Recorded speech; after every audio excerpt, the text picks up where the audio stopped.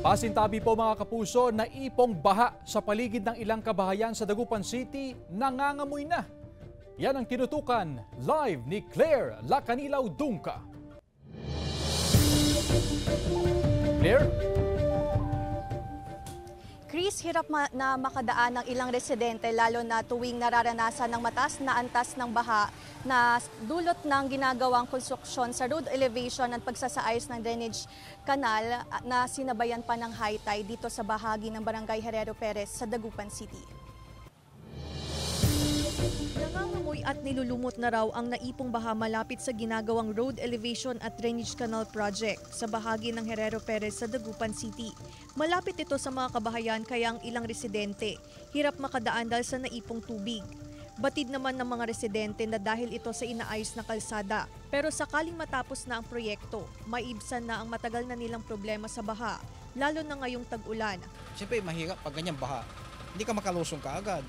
Kailangan pang maghanap ng bota para sa gano'n. Siyempre may mga daga dyan ma'am, nagsisilabasan. Iniwasan natin yung sakit, yung leptos. Ganun talaga ma'am. Oo, talagang mabaho lang ako paggabi, malamo. Puspusan ng mga flood mitigation projects ng DPWH sa Dagupan City. Isinasabay na rin ng mga apektadong establishmento at kabahayan ang pagtatabon ng lupa upang mapataasan ng kanilang daan. Oo, tuloy-tuloy naman. Actually, mabilis ang pagtrabaho doon. Nakita niyo dito sa may side sa may Perez, di ba? Ang galing. Pati dito sa may papuntang A.D. Fernandez, ganun din. Dinilisan din namin lahat yan. Para at least paano makita naman ng tao. Now we're going upward. Chris, sa ngayon nararanasan ng baha dahil nga sa nararanasan din high tide dito sa bahagi ng Barangay Herrero Perez sa Dagupan City.